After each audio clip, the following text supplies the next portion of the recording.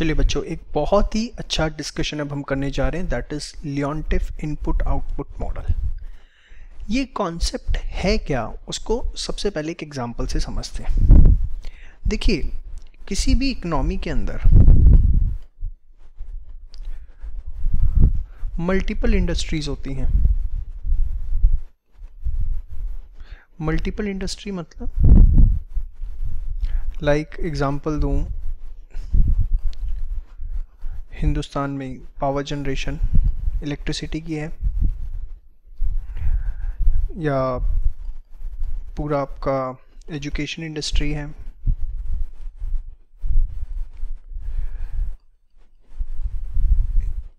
Pharma industry है medicines की,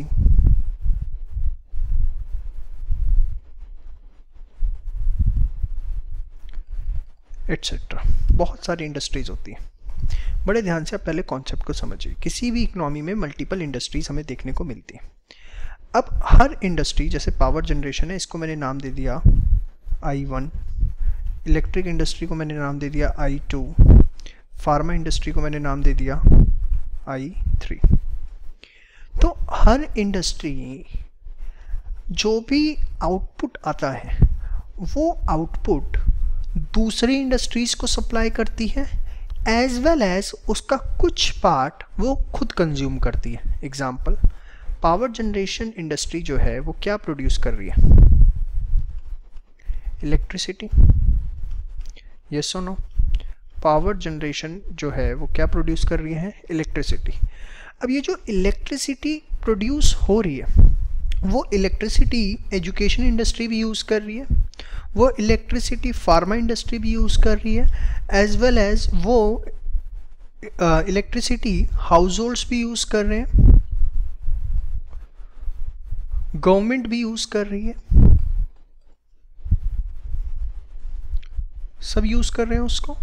as well as जो इलेक्ट्रिसिटी है वो पावर जनरेशन जो इंडस्ट्री है वो भी तो यूज़ करे। भाई पावर जनरेशन है, जैसे NDPL है, BS जो भी है, मतलब पावर जनरेशन के, रिलायंस पावर है, उनके भी तो ऑफिसेस चल रहे हैं, वहाँ पे भी तो इलेक्ट्रिसिटी यूज़ हो रही है। तो कोई भी इंडस्ट्री का जो आउटपुट होता है वो आउटपुट दूसरे इंडस्ट्रीज भी यूज़ करती हैं, एज वेल एज उसका एक पार्ट वो इंडस्ट्री खुद भी यूज़ करती है। Output of one industry is used by other industries as well as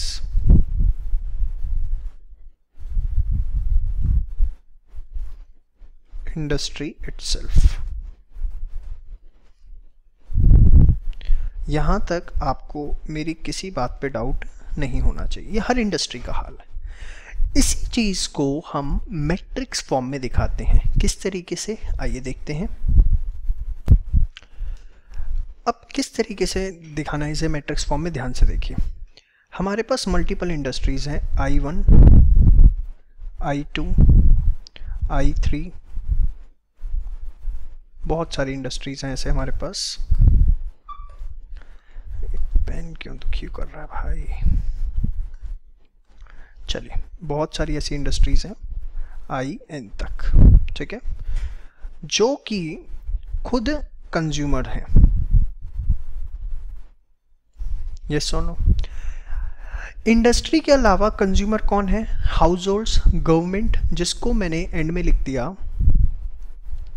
final demand. क्या लिख दिया? फाइनल डिमांड, ठीक है। अच्छा, प्रोडक्शन कौन कर रहा है? प्रोडक्शन भी तो यही इंडस्ट्रीज कर रही हैं। तो मैंने यहां लिखा प्रोड्यूसर्स। प्रोड्यूसर्स भी कौन है? I1, I2, I3 up to IN। इसमें फाइनल मत लिख देना। हाउस होल्ड्स और गवर्नमेंट नहीं करते। गवर्नमेंट कर रही है तो वो फिर किसी इंडस्ट्री का पार्ट है। फाइनल डिमांड प्रोड्यूसर साइड में मत लिख देना। समझ में आई मैं? अब बड़े आराम से आपको कुछ चीज़ें समझने की ज़रूरत है।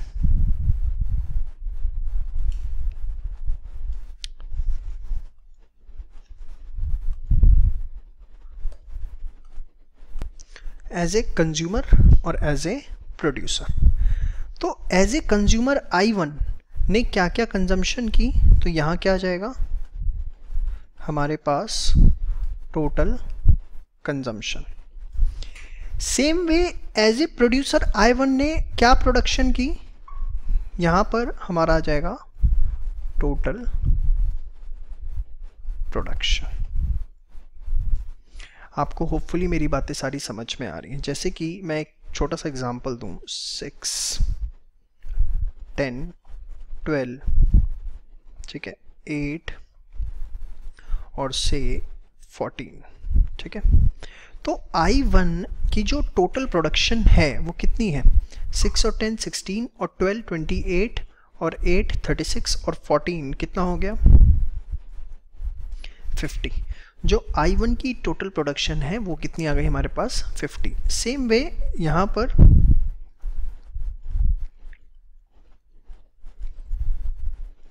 ट्वेल्व और 11 23 25 33 2 1 2 4, जल्दी जल्दी एक बार ले लेता हूँ मैं, 6 to 8 और 9 और 2 11। तो ये आ रही है बेसिकली क्या, इनकी टोटल प्रोडक्शन। इसके बाद लास्ट ये ले लेता हूँ 5 3 2 1 5, ये बीच में डॉट डॉट दिखा रहा है मल्टीपल इंडस्ट्रीज जो रह गई, ठीक है। तो 10 11 और 5 16, ठीक है। अब अगर आप देखो I1 ने प्रोडक्शन किया 50, I2 ने किया 33, इसने किया 11, इसने किया 16। I1 ने टोटल कंजम्पशन कितनी करी, एज ए कंज्यूमर I1 ने अपना खुद का 6 यूनिट लिया, I2 का 8 यूनिट लिया, I3 का 2 यूनिट लिया, nth का कितना लिया 5 यूनिट, जब जाके वो 50 यूनिट बना पाई। मतलब I1 की अगर आप टोटल कंजम्पशन देखो 6 8 2 5, लेकिन ध्यान से समझो मैं इसका टोटल नहीं कर सकता, मैं यहाँ कुछ नहीं लिख सकता। इस टोटल को वो जो मैंने लिखा है मैं चाह कर भी नहीं लिख सकता। क्यों नहीं लिख सकता बताओ, अरे भाई हर इंडस्ट्री का जो प्रोडक्ट है उसकी यूनिट अलग होती है। हो सकता है I1 का प्रोडक्ट केजी में होता हो सकता है I2 का प्रोडक्ट लीटर में होता हो, ठीक है। I3 का जो प्रोडक्ट है वो हो सकता है ग्राम्स में मेज़र होता हो, इसका मेज़र जो है हो सकता है रुपीज़ में होता हो। तो मैं टोटल कंजम्पशन को ऐसे ऐड नहीं कर सकता जब तक उसका कोई कॉमन मेजर ना आ जाए। मैं ये तो लिख सकता हूँ कि I1 ने इनपुट कहाँ कहाँ से लिए, बट उसका एक कॉमन टोटल निकाल पाना मेरे लिए फ़िलहाल पॉसिबल नहीं है। लेकिन प्रोडक्शन साइड में टोटल कर सकता हूँ क्योंकि ये I1 का ही है, वो सारा केजी के अंदर ही है। तो होपफुली आपको मेरी बात समझ में आ रही है। इनपुट आउटपुट मॉडल है क्या, एक और अच्छा एग्जाम्पल दें आपको। सपोज हमने 3 इंडस्ट्री ली, I1, चलो 2 ही लेते हैं, I1 I2 फाइनल डिमांड, ठीक है।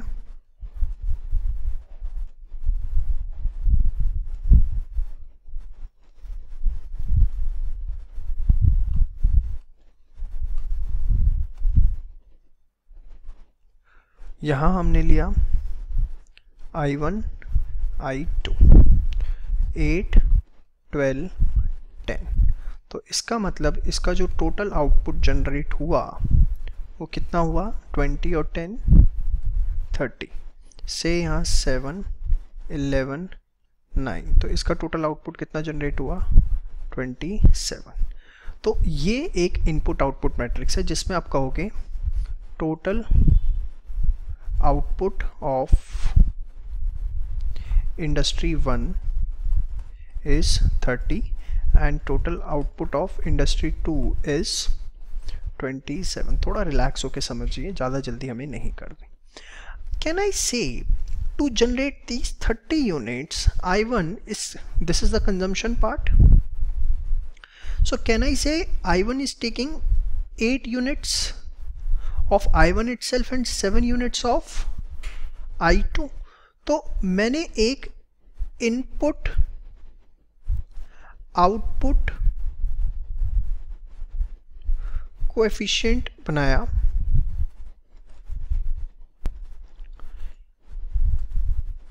इनपुट आउटपुट कोएफिशिएंट, ये क्या दिखाएगा और ये कैसे बनेगा। ये इनपुट आउटपुट कोएफिशिएंट दिखाएगा to produce 1 unit of output, how much units of other industry are required.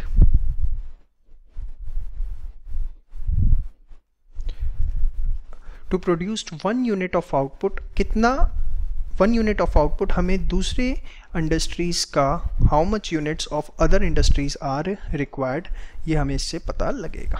ठीक है, चलिए कैसे पता लगेगा? अरे बड़ा सिंपल है भाई।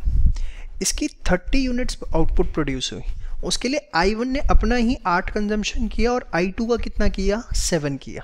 मतलब I1 जो है, अगर आप ध्यान से देखो, I1 ने 8 यूनिट कंज्यूम किए, अपने 8 यूनिट कंज्यूम किए 30 यूनिट्स बनाने के लिए। अपने 8 यूनिट कंज्यूम किए तो उसका आउटपुट 30 आया, तो पर यूनिट के लिए कितना किया? 8/30। अरे यार इतना मैथ्स तो अच्छा होना चाहिए। 8 यूनिट इनपुट से 30 आउटपुट बन रहा है। ठीक है, नहीं अच्छा, देख लो इधर भाई, 8 यूनिट इनपुट का यूज किया तो 30 आउटपुट आया। तो 1 आउटपुट के लिए क्या होगा? 8/30। क्या होगा? 8/30। यही होगा unitary method. Same way to generate 30 units of output, 7 unit लिया I2 का, तो 1 के लिए कितना होगा? 7/30। सेम वे I2 के लिए करेंगे, कैसे बताओ? 27 आउटपुट जनरेट हुआ, कितना?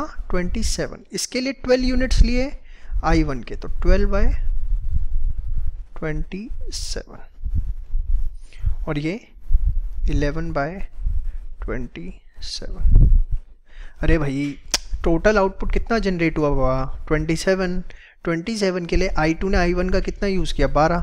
तो अगर 12 इनपुट से 27 तैयार किया तो एक के लिए 12/27, फिर इसके लिए 11/27। तो इनपुट आउटपुट कोफिशिएंट आपका तैयार हो गया। आप देख सकते हैं फाइनल डिमांड का, इसमें आपको कुछ नहीं करना। समझ में आए कैसे तैयार होगा? और ये क्या दिखा रहा है? To produce 1 unit of output, अपनी 1 यूनिट आउटपुट की तैयार करने के लिए how many units of other industry are required. सबसे पहले यहाँ तक आपको बात क्लियर होनी चाहिए। यहाँ तक बात क्लियर होगी तभी आप आगे बढ़ पाएंगे। समझ में? और उसको भी याद करने का एक तरीका, अगर आपको जल्दी जल्दी क्वेश्चन करना है तो आप कैसे कर सकते हैं, इस एग्जाम्पल में समझिए जल्दी करने का तरीका। ये आपको इस तरह से क्वेश्चन गिवन है, आप फटाफट पहले यहाँ आउटपुट निकाल लो सम करके। 8 10 18 और 6 24, 5 7 12 और 2 14। ठीक है, इसके बाद आप फटाफट क्या करेंगे, नीचे फटाफट लिखिए I1 I2 I1 I2, और ये जो आउटपुट है इसे कॉलम फॉर्म में डिवाइड करते जाइए। 8/24, 5/24, फिर ये 14 है तो सेकेंड वाले को 10/14, 7/14। फाइनल डिमांड का कोई रोल नहीं है। ठीक है, ये आपका क्या तैयार हो गया? Input output coefficient. समझ में आया? अब इसके बाद हम बात करते हैं इसको सॉल्व किस तरीके से किया जाता है या आगे क्या पिक्चर है। अभी तक हमने इनपुट आउटपुट कोफिशिएंट निकालना सीख लिया। कई बार क्वेश्चन में डायरेक्ट भी गिवन होता है, बहुत अच्छी बात है। नहीं गिवन तो हमें कैसे निकालना है वो हमने सीख लिया। Before that one more thing, इसको हम एक दूसरा नाम भी देते हैं, that is the technological matrix. Input output coefficient matrix या टेक्नोलॉजिकल मैट्रिक्स, जिसको हम इस फॉर्म में रिप्रेजेंट करेंगे 8/24, 10/14, 5/24, 7/14। तो क्या नाम दिया? तो input output matrix, coefficient matrix या टेक्नोलॉजिकल मैट्रिक्स, जिसको मैं नाम दे रहा हूँ फॉर सिंप्लिसिटी ए। क्या नाम दिया मैंने इसको? ए। ठीक है, अब बड़े ध्यान से आगे की बात आपको समझनी। अभी बेटा आप लोगों ने ये बात समझी कि हर इंडस्ट्री जो प्रोडक्शन कर रही है उसका एक पार्ट वो खुद कंज्यूम कर रही है और दूसरी इंडस्ट्रीज भी कंज्यूम कर रही है, as well as final demand भी हो रही है। मतलब गवर्नमेंट भी यूज कर रही है और हाउस होल्ड भी। मतलब कोई भी इंडस्ट्री है वो अपने आउटपुट को खुद भी कंज्यूम कर रही है, अदर इंडस्ट्री भी कर रही है, प्लस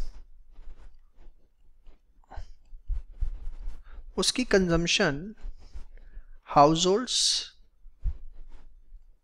एंड गवर्नमेंट भी कर रहे हैं।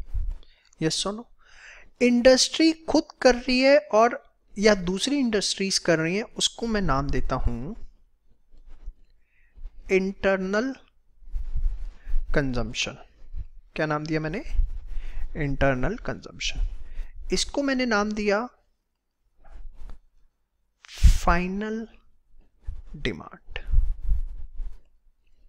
Internal consumption plus final demand. तो जितनी भी इंटरनल कंजम्पशन होगी या फाइनल डिमांड होगी, that should be equal to total output produced. Yes और नो? टोटल आउटपुट प्रोड्यूस के इक्वल होगा। यहां तक आपको मेरी बात समझ में आ रही है? अब इससे हम एक इक्वेशन बनाते हैं। Let the total output produce be x। Let the total output produced be x। Total output जो प्रोड्यूस हो रहा है उसको मैंने क्या दिया? x। फाइनल डिमांड भी d। फाइनल डिमांड को मैंने नाम दिया d का। ठीक है, अब इंटरनल कंजम्पशन कैसे निकलेगी? इंटरनल कंजम्पशन डिपेंड करती है कि कौन सी इंडस्ट्री किस इंडस्ट्री से कितना इनपुट ले रही है। नहीं है? अरे बेशर्मो, ये क्या निकाला था? क्या था ये 8/24, 5/24 कि I1 को 8/24 चाहिए, 5/24 चाहिए, 10/14, 7/14 I2 को चाहिए। ये इसकी कंजम्पशन कुछ निकाली थी। क्या था ये? कि एक आउटपुट की यूनिट प्रोड्यूस करनी है, एक अगर आउटपुट की यूनिट प्रोड्यूस करनी है तो दूसरी इंडस्ट्री से हमें कितना इनपुट चाहिए, यही निकाला था हमने। हाँ या ना? एक के लिए। बट हमें एक बात बताओ, this was for producing 1 unit of output. एक यूनिट अगर आउटपुट की प्रोड्यूस करनी है तो इसमें हमें पता लगा था inputs required from other industry. ये सुनो, जान कितना स्लो पढ़ा रहा हूं ताकि भूल ना जाओ। यही बताया था, हाँ या ना? बट मुझे क्या 1 यूनिट चाहिए? नहीं, मुझको तो टोटल x यूनिट्स चाहिए। तो इंटरनल कंजम्पशन कैसे निकलेगी? a into x. क्यों किया इंटू एक्स? क्योंकि मुझको टोटल आउटपुट जो चाहिए वो कितना चाहिए? x।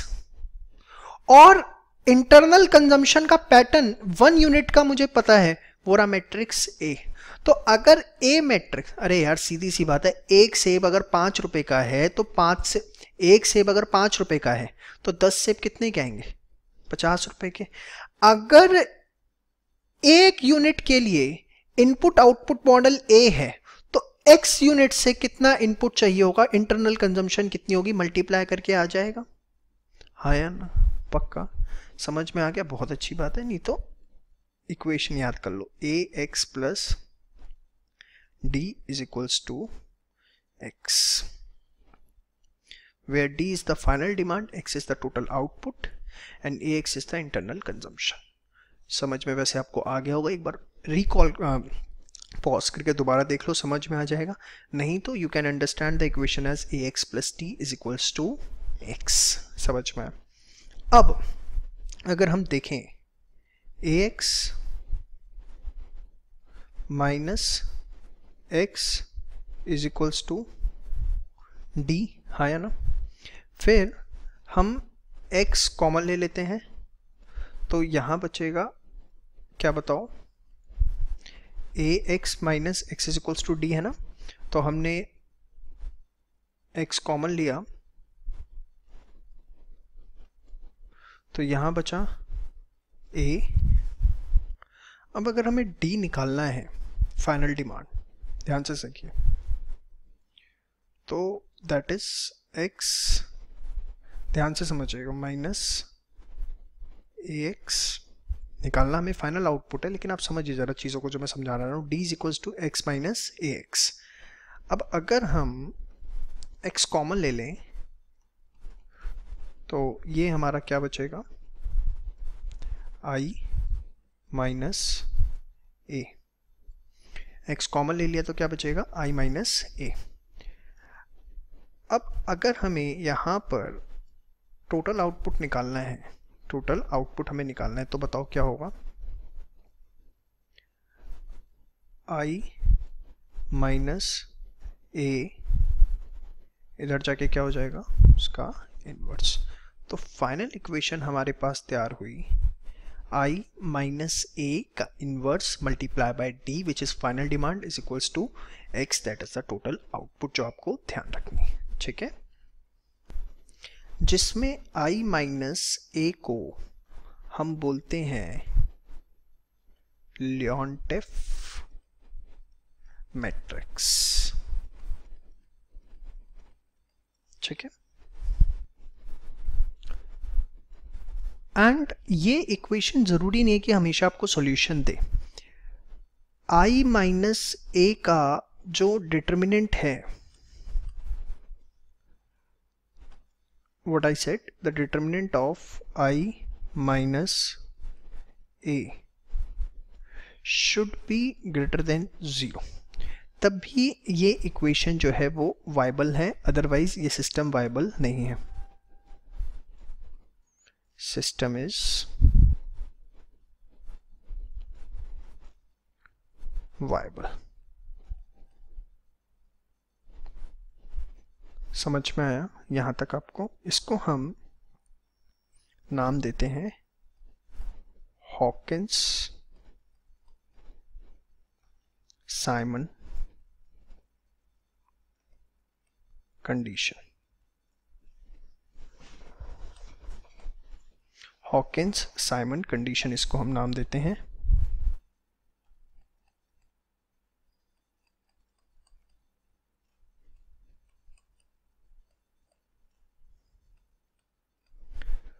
For the viability of system. तो हमें इस तरीके से इसे पूरा का पूरा सॉल्व करना है। अब आप बेसिक सारा सीख चुके हैं इसका कि किस तरीके से क्या होगा। अब हम क्वेश्चन देखते हैं, क्वेश्चन में हमें किसी तरह की कोई दिक्कत नहीं आएगी। चलिए क्वेश्चन हमारे सामने है, देखते हैं इसे। Industry 1 two input to first second final demand, find the gross output for each industry for the final demand 18 and 44। अगर फाइनल डिमांड 18 एंड 44 यूनिट्स हो जाती है तो टोटल आउटपुट कितना होगा। ध्यान से देखिए, अभी आउटपुट कितना आएगा बेटा, 16 और 20 36 और 4 40, 40 और 48 और 32 कितना हो गया 80। ठीक है, तो अब बनाते हैं इनपुट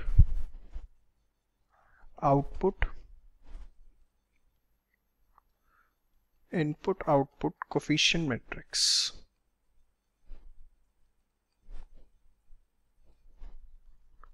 सबसे पहले क्या नाम देंगे हम इसको, ए नाम देंगे। ठीक है,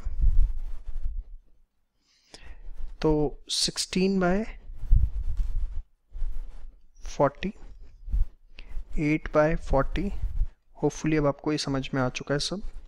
20/80 एंड 40/80, ठीक है। तो ए इसको आप डेसिमल में ले लो सीधे, 0.4 सॉल्व हो रहा है तो 0.25, 0.2, 0.5, ये आ गया इनपुट आउटपुट मैट्रिक्स, ठीक है बेटा। इक्वेशन आपको याद है क्या? I माइनस ए, आई क्या होता है? Identity matrix. I minus A inverse into D is equals to X, ठीक है। तो उसके लिए भी एक वायबिलिटी से सिचुएशन हमें देखनी पड़ेगी कि I माइनस ए जो है that should be greater than 0, ठीक है। तो अब एक बार I माइनस ए निकाल लेते हैं हम। I माइनस ए, I क्या होगा? 1 0 0 1, ठीक है। और A क्या होगा? 0.4 0.25 0.4 0.25 0.2 0.5 0.2 0.5। तो इसके बाद ये कितना आएगा आपका? 0.6 minus 0.25 minus 0.2 and this is 0.5। अब इसका हम I माइनस ए निकालते हैं, तो this will be 0.6 into 0.5 minus 0.25 into minus 0.2। तो 0.6 into 0.5 0.3 minus 0.25 into 0.2,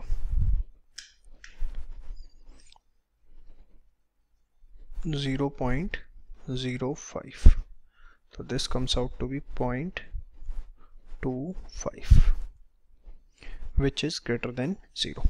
So system is viable, solution is possible या system is viable, एक ही बात आप कुछ भी लिख सकते हैं, समझ में आया। अब हमें D तो पता ही है, फाइनल डिमांड कितनी बताई है इसने? 18 और 44।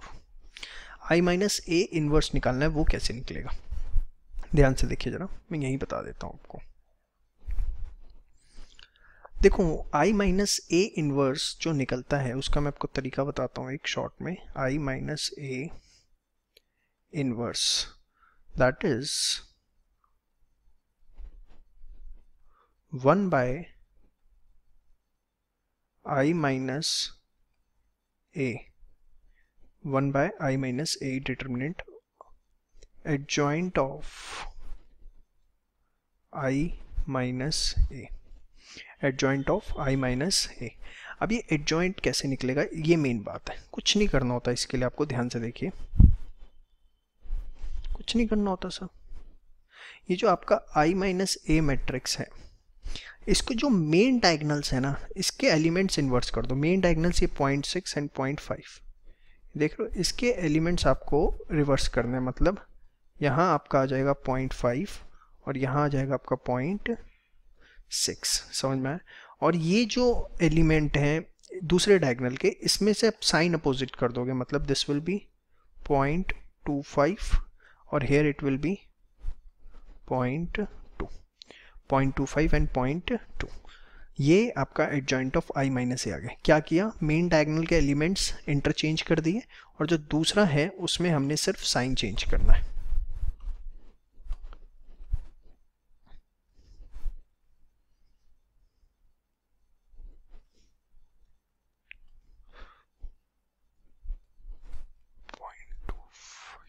ठीक है, और ये हमारे पास कितना था? 0.25, तो 1 डिवाइडेड बाय 0.25 25, ये आ गया I माइनस A इनवर्स। ठीक है, अब इसको हम D से मल्टीप्लाई करेंगे तो I minus A inverse into D। चलिए नेक्स्ट पेज पे लेते हैं, inverse into D to find out the final output. तो 1 बाय 0.25 0.5 0.25 0.5 0.25 0.2 0.6 0.2 0.6 और उसके बाद हमने D जो कि हमारा कितना था नहीं लिखा हमने, 18 और 44 था। D मैट्रिक्स में यही बना लेते हैं 18 एंड 44। ठीक है, तो 18 और 44। ठीक है, अब इसको हम आपस में मल्टीप्लाई करेंगे तो हमारा आंसर आएगा, चलिए ये आया 2 1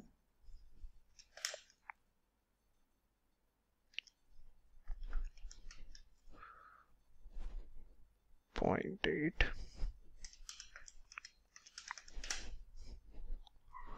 2.4 18 44।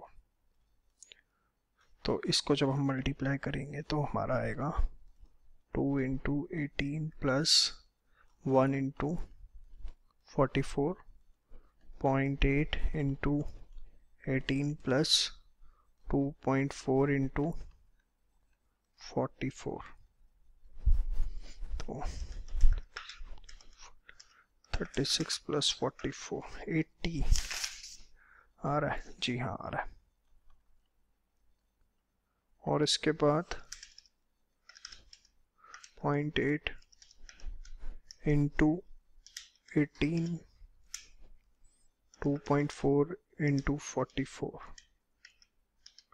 तो ये आ रहा है 120। तो अगर फाइनल डिमांड है आपकी 18 एंड 44, तो जो ग्रॉस आउटपुट है वो इतना होगा। If final demand is 18 and 44 units, gross output will be 80 and 120 units. समझ में आया? तो इस तरीके से आपका ये पूरा का पूरा क्वेश्चन हम सॉल्व करेंगे।